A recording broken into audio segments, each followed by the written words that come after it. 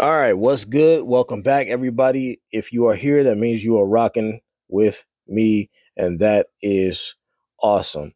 So we got a little bit more footage, um, as well as some information about exactly who was on that flight with the Black Hawk that ran into that helicopter, or the helicopter that ran into the passenger plane that had the figure skaters on it. And this story just grows more and more sad by the second. But first, I want to go over the footage. I want to go over the footage from these new angles that they have um, submitted and that has come in and is really kind of blowing up in social media and going viral right now, because these images are even clearer than the last ones, right? So I told y'all last time that I did not believe that um, that it was an accident. It didn't look like an accident at all.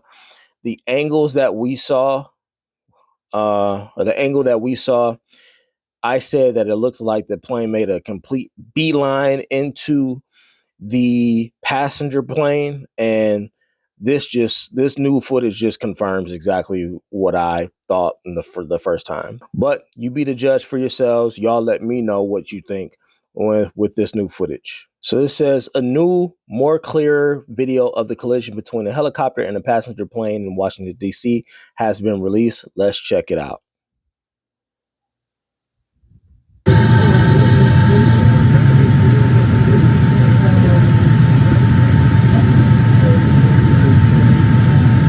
I'm gonna mute it because that's nothing but just noise in the background. But there's no way. I'm gonna watch. Let's watch it again.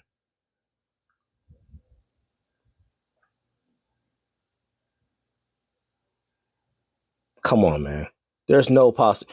You're not about to sit up here and tell me that this was an accident. You can.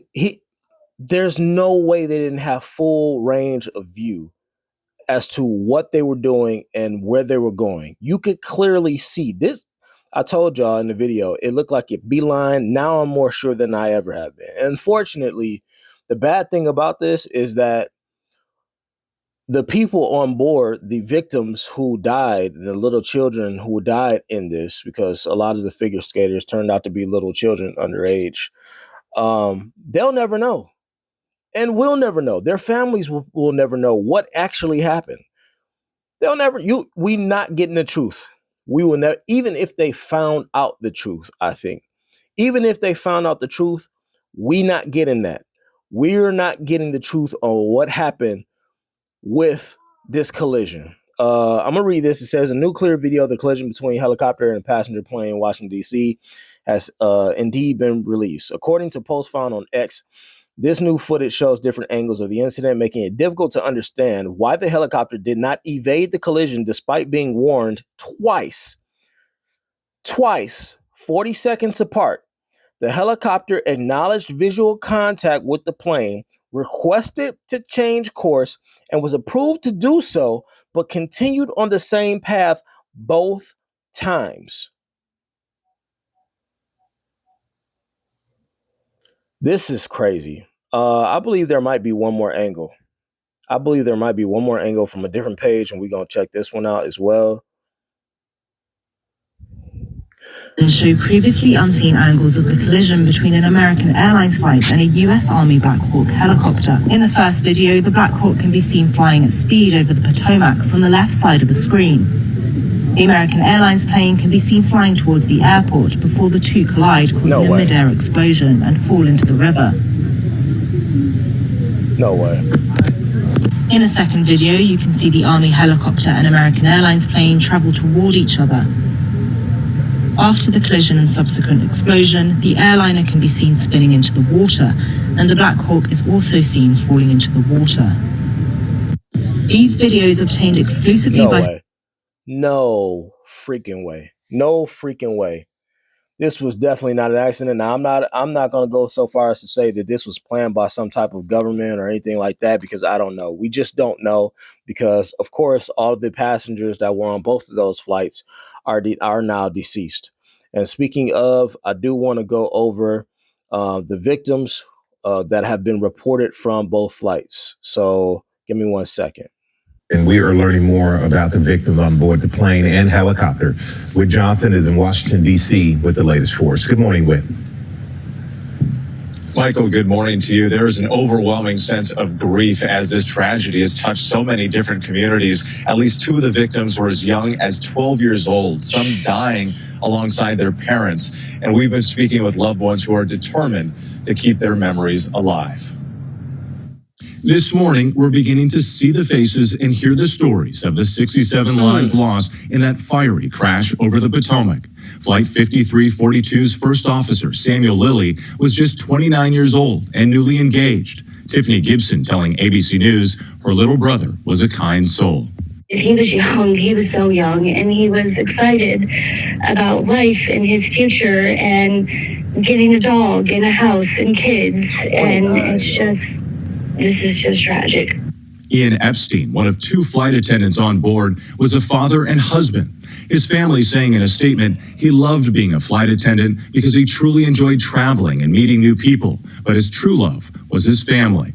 Elizabeth Keys being remembered as a strong, fearless woman who embraced life at full speed. She was killed on her 33rd birthday, returning home early from a business trip so she could go on a date with her longtime partner, David. Kia Duggins, a civil rights attorney, set to become a professor at Howard University Law School in the fall. Howard saying that Duggins dedicated her career to fighting against unconstitutional policing and unjust money bail practices. And U.S. figure skating mourning the loss of at least 14 athletes, coaches, and family members who were returning from a training camp. 12-year-old Brielle Byer, a cancer survivor, was with her mother, Justina. Andy Byer telling me his daughter Brielle could light up any room.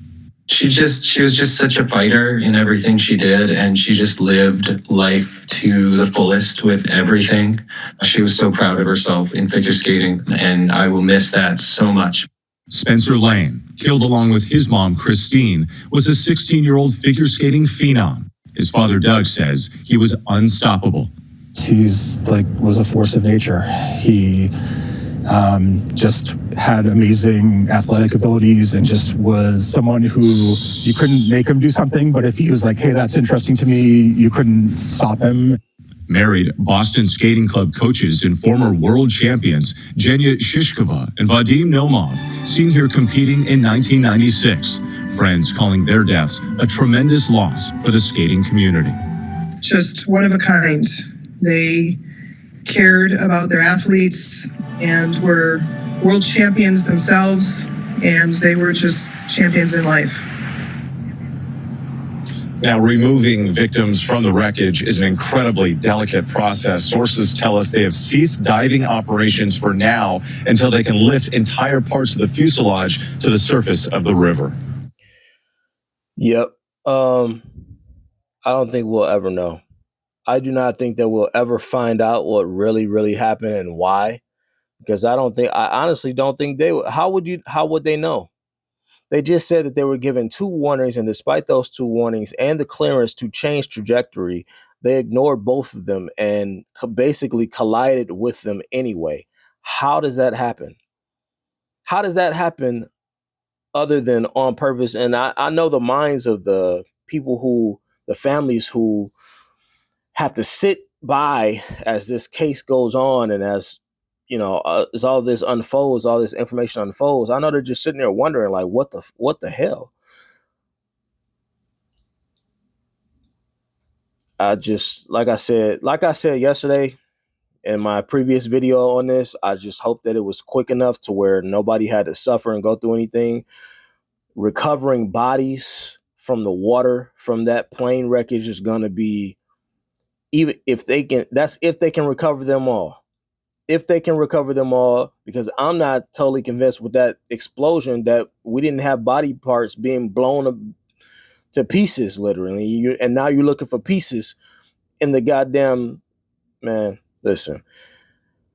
Y'all saw the footage. Y'all let me know what y'all think down in the comments. I saw a couple of people comment yesterday and say that they are also of the belief that this was no accident, that it was just too strange. There was no way with this footage that anybody I don't see could reasonably come to the conclusion that this was an accident. I guess, but the only question that's left is just why? Why? What happened? But y'all let me know what y'all think, and we'll see you in the next one.